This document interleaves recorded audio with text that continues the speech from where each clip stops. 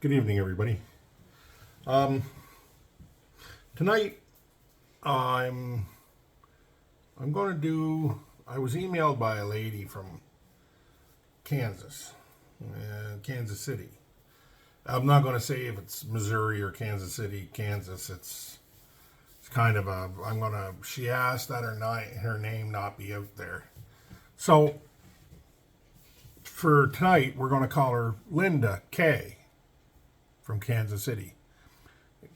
You can figure out what the K is about.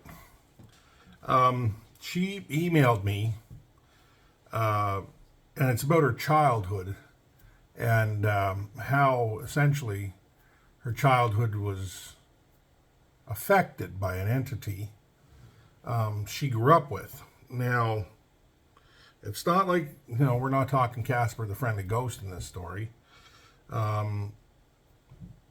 Essentially, she was 6 or 7 years old. Linda, grew up on a farm about 2 hours outside of Kansas City. And on this farm, like any other farm, there's lots of outbuildings. So, like, you would have a main barn, you would have, if it's a dairy farm, you would have a milking parlor, and all kinds of outbuildings for, equipment and feed storage, and even, little sheds around the house. It's kind of keep the yard clean, neat, tidy. So equipment and animals coming back and forth, they don't have to worry about getting tangled up. So, and one of these little sheds was a little 12 by 12 shed. And that's where her father wanted her and her brother's toys to be kept. Bikes and whatnot. Now, her brother was older than she was, so he was probably into, wasn't into toys so much as maybe, other things. But that's where they kept their bikes and that. And Linda, up to this point, had no problem going to the shed and getting her bike and toys out and going off on her day when she was not in school, during summer holidays or something. Well, come the summer, when she was, like I said, 6 or 7 years old, all of a sudden she wouldn't go to the shed. She didn't want to go to the shed. She was afraid of the shed. And she would ask her brother, and her brother finally one day said, what's going on? I'm busy. You want to help Dad and stuff like that. And she finally broke down and told him she was scared of the old man in the shed. And her brother thought that was really odd, and he smiled at her like a big brother would, and he basically told her, there's no one that lives in the shed. It's just a shed.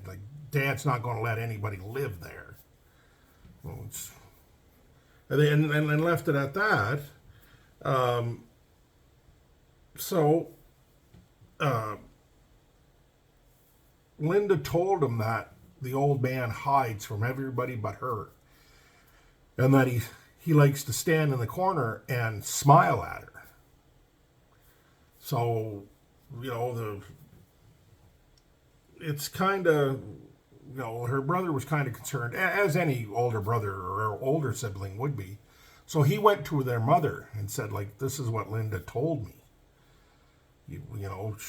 Is there something we can do or should worry? And of course, Linda's mother being, a farmer's wife, and, farmers work hard. They're up before sunrise, and they don't get bed sometimes well after sunset. Sometimes they don't even hit the house till well after sunset. So Linda's mother sat her down and wanted to talk about this old man in the shed. Anyways, Linda's mother told her he told her that no one was in the shed. The shed was fine. There's no old man anywhere on the farm. It's just them. And left it at that. Thought, okay, well, I had to talk to her. That's going to cure it. Well, it didn't. Anyways, what,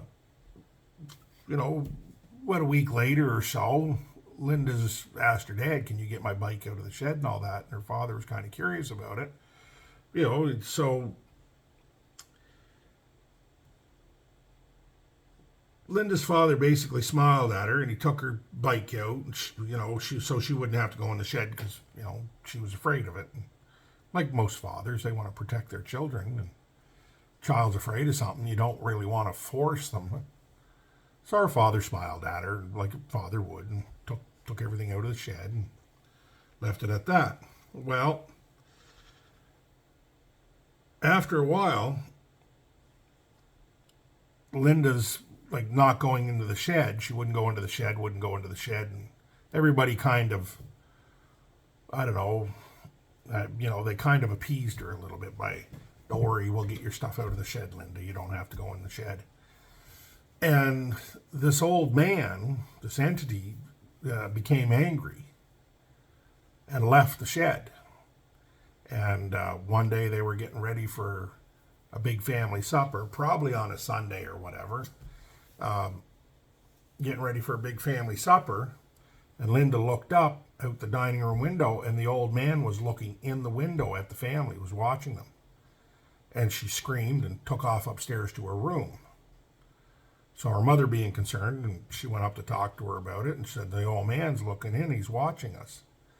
So the mother became frustrated at that point because nothing they were doing was stopping what she thought was just a young girl's overactive imagination, like an invisible friend. Well, in this case, a invisible not friend.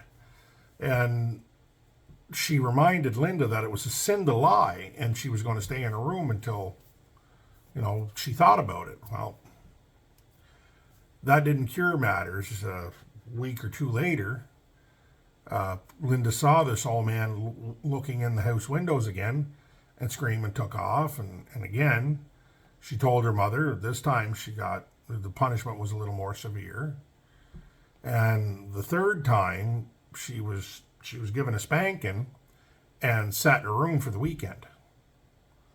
So what happened was Linda, by this time, had figured out that she just shouldn't say anything because they're not going to believe her. And, her mother basically told her she's lying and stuff like that. And so at that point, Linda withdrew from her family.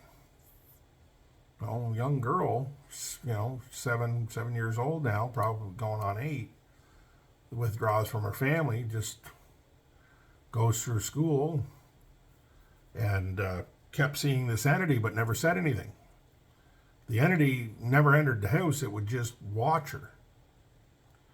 So when she graduated from high school, she only had 2 friends. Like she said, they were other farm friends and that.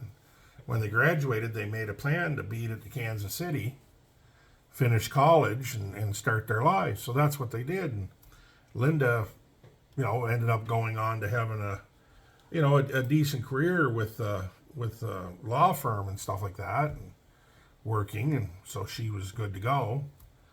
There are other friends, of course, like school friends, and we've all had them through junior high and high school. But you get older and life moves on, and people tend to move apart. Life calls them to different areas of the country or sometimes the world, depending on their career plans or paths. And Linda basically never went back to the farm, and she cut ties with her family over this whole. She was so traumatized by it, so she cut ties. And, it was probably years, however, 5 or 10 years, 5 years since she talked to her family. And then she got a call one night, and it was her brother. Their father had a real bad heart attack, and she needed to come home. So, like, she said, what could she do? She had to go home. So she packed up a bag and jumped in her car and drove back to the farm and got there and was standing there looking around and realized that little shed is gone. It's not there.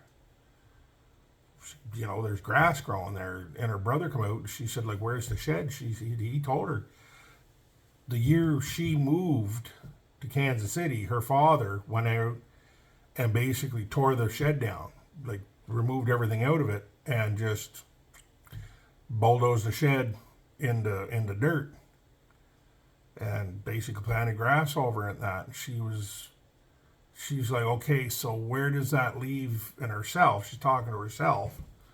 She's thinking to herself, where does that leave this old man, this entity? And she turned around, she started looking at the other buildings on the farm. Now, this is the farm her brother now works. Her dad's, older, and he still works it, but her brother's taken over.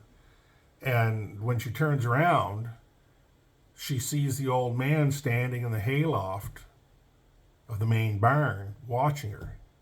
It's still there, still on that farm. And Linda stayed to help her mom until her father got better. Then she left. And she told her mom, she said, I'll never come back. He's still here. That old man is still here. And to this day, her mother doesn't believe that she can see something on that farm.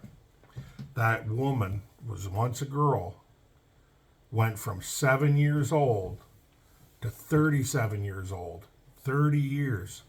And her mother still doesn't believe that there is something on that farm.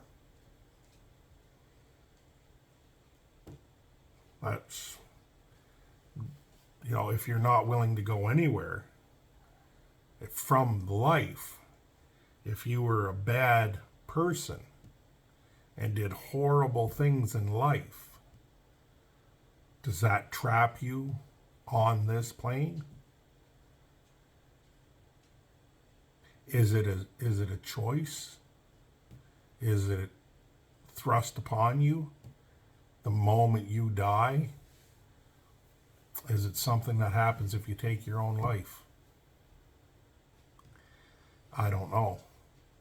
But there's a farm 2 hours from Kansas City that has something on it that's been there for Linda's life for 30 years.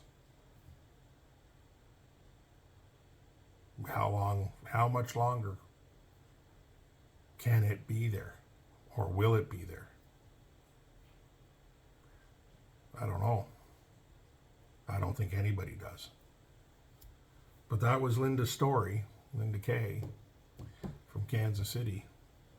If you have anything you want to say, whether you want to come on the podcast and we'll do a nice interview, nice podcast, or if you just want to email me your story because you don't want your name out there, that's fine. Just like Linda, we'll protect your name, we'll protect your anonymity. We'll make sure that you can go on with your life, but still tell your story. Some people say it's a waste of time. Some people say it's really cathartic. It's up to you. Anyways, I'm Todd. That was Linda Kay's story from Kansas City. Thanks, everybody. Have a good night.